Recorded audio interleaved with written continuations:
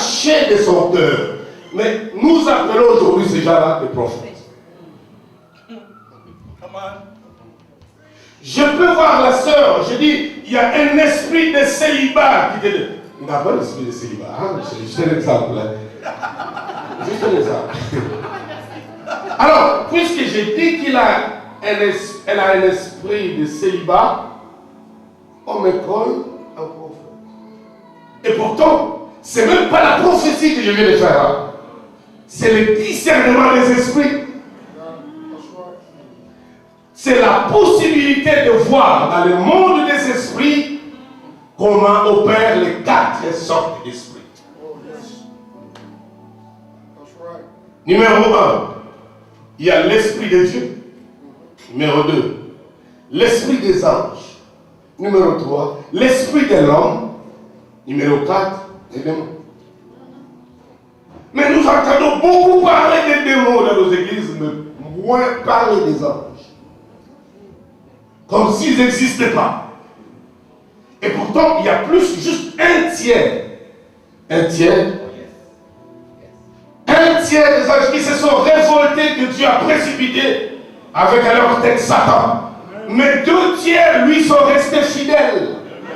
Et ils exercent leur ministère en faveur de ceux qui héritent du salut. Mais on n'en parle pas. Le discernement des esprits nous permet de discerner ces 4 sortes d'esprits.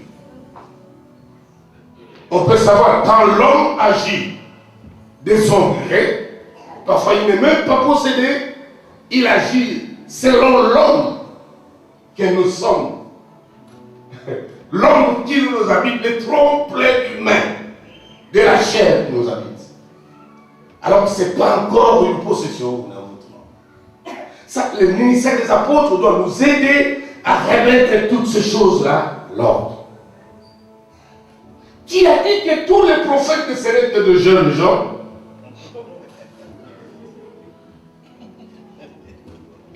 Et nous autres de vieillards, qui sommes-nous?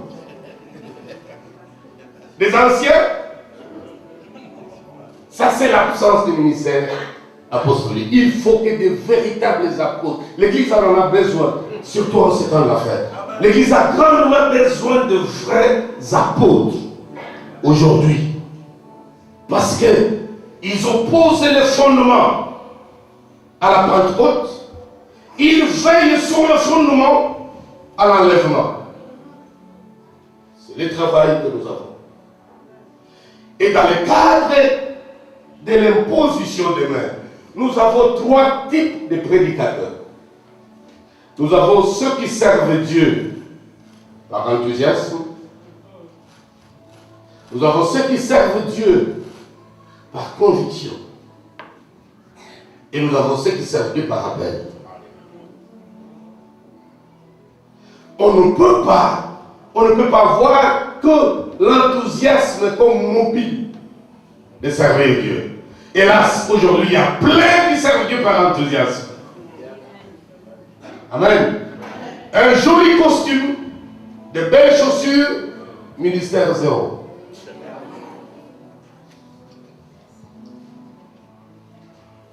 Zéro. Il faut savoir qu'on ne consacre pas un serviteur célibataire, c'est-à-dire sans église, qui n'a pas d'église. Il ne connaît pas les douleurs, les fardeaux. Que les membres de l'église t'insultent, que ton ventre commence à gonfler à cause de Bible. Tu supportes cela. Parce qu'un ministère est donné d'abord pour former les ministres lui-même. D'abord. Nous avons cru que nous recevons le ministère pour que les gens savent, oui, je suis aujourd'hui. Donc Dieu nous donne le ministère pour notre propre formation. D'abord. Et ce n'est qu'après l'expérience de la formation que nous avons reçue que nous pourrons transmettre la vie. Parce que le travail que nous faisons, c'est de vous communiquer la vie, d'entretenir la vie, de veiller sur elle, jusqu'à ce que Christ soit formé en nous. S'il n'y a pas cette vision du ministère, Nous travaillons par enthousiasme. Il y a des gens qui peuvent te dire, voilà, tu as quelque chose de divin, on va te soutenir. Quitte cette église-là, on va t'acheter des chaises, on va louer une salle. La plupart des églises aujourd'hui sont fondées comme ça. L'enthousiasme. Tu as quelque chose de Dieu en toi. Ton pasteur là, il te bloque. On t'achète des chaises. J'ai des instruments, ça commence. Poum, poum, poum, poum. Tu peux appeler même mon fils ici, viens chanter. Nous dansons comme on a dansé aujourd'hui.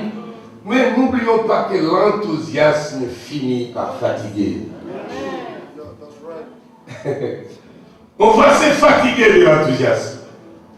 Puis finalement, on va chercher à savoir qu'est-ce que tu as reçu vraiment de Dieu.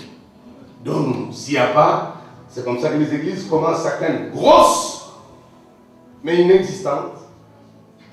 Grosse parce qu'il y a la quantité de gens qui la composent, mais elle est vide par la qualité des gens. Elle est vide.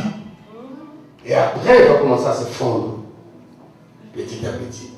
C'est comme ça que nous avons les histoires telles que « Ah, cette église-là, il y a des ans, c'était la plus grande église de la vie. Mais maintenant, s'ils font les pleins, ils sont en plein de 14. Si c'est les pleins à craquer, on loue même des chaises, ils sont 18.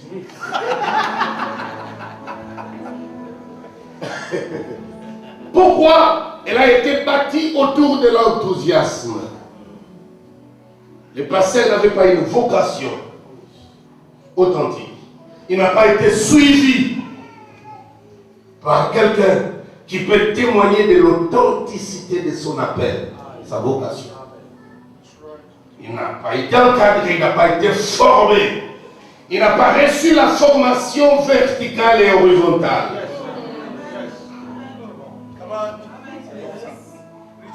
Il n'a pas reçu la formation des hommes qui ont marché avec Dieu, qui ont les espèces de Jacob, jusque dans leur vieillesse, mais l'onction est encore fraîche, la vision est encore claire de l'œuvre, au point de mystifier même son fils, Joseph. Quand il pose les deux mains comme ça, Joseph dit, ah papa, c'est une erreur doctrinale. Il dit, non fils. Sois tranquille. Sois tranquille, fiston. Quand j'ai commencé cette affaire, tu n'étais pas encore né. Je sais exactement ce que je fais. C'est ces gens-là qui nous fournissent de leur matière grise, de leur marche secrète avec Dieu, l'exercice d'entendre Dieu et les erreurs qu'on a commises. Et ils t'apprennent. Dès que tu as reçu cette formation de l'authentique étoile, de l'authentique roi de l'Éternel, qui sait exactement ce qu'on appelle écouter Dieu. Il peut t'expliquer ce qu'on dit, écouter Dieu, c'est quoi?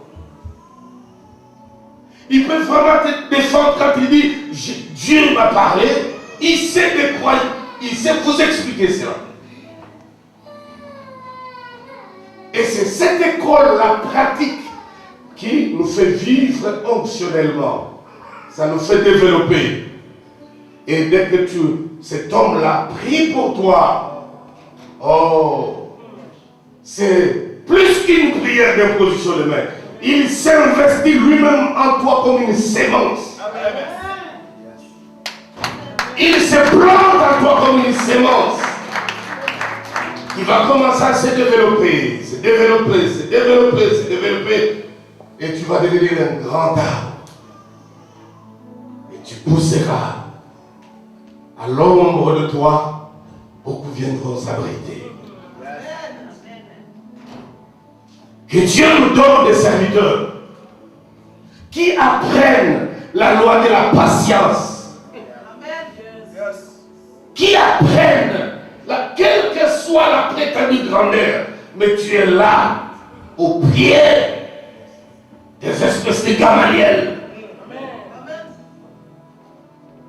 qui te forment, que tu apprennes la discipline. Parce que j'ai